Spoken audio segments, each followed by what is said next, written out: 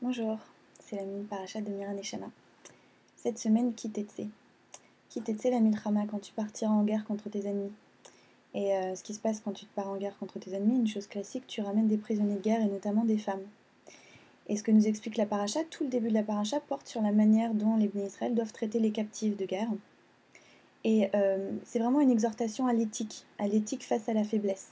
Parce que ce qu'on nous demande, c'est, on sait très bien que c'était pas le pays des bisounours, c'est qu'à l'époque, quand tu partais en guerre, tu ramenais des prisonnières et puis tu en disposais à ta guise.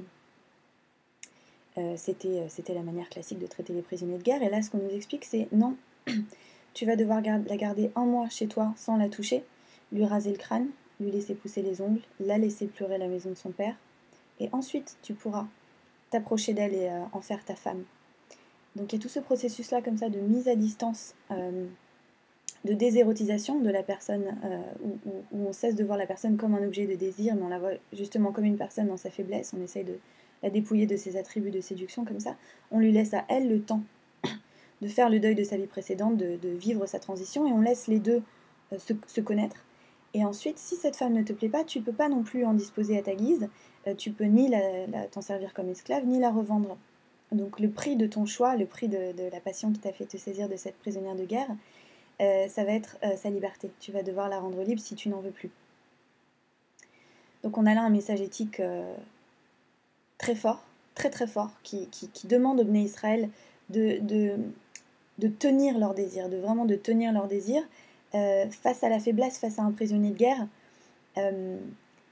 Et en apparence, on dirait que c'est un message éthique justement pour le prisonnier. D'accord ? Sauf que moi, j'ai envie de me focaliser sur l'inverse. J'ai envie de poser la question, qui est le prisonnier là-dedans ? Qui est captif ? Évidemment, c'est la femme en apparence qui est captive. Mais l'homme dont il est question là, c'est l'homme qui est captif de son désir. Et la Torah, là, ce qu'elle nous propose comme outil éthique, c'est un outil pas seulement pour libérer la captive du désir intempestif de l'autre, pour la protéger de cela, mais plus profondément, c'est vraiment un dispositif pour permettre à l'homme de se libérer lui-même de son propre désir. Et d'ailleurs, on voit un parallèle important dans les mots, à mon sens, parce qu'on parle de quand Dieu mettra les prisonniers dans ta main, aliadecha, dans ta main, et nous, quand on prie le matin, et qu'on demande à Dieu de nous prémunir, de nous préserver du péché, on lui dit de ne pas nous mettre aliadecheta, dans la main de la transgression, dans la main de toutes ces choses qu'on veut éviter. Donc on a bien compris cette notion-là, que l'homme est captif de son propre désir, de son propre Yetzer Hara. Et c'est peut-être ça la définition fondamentale d'un juif, c'est un être libre. On est ceux qui avons été sortis d'Égypte. C'est comme ça qu'on a été créé en tant que peuple. On est libéré de quelque chose.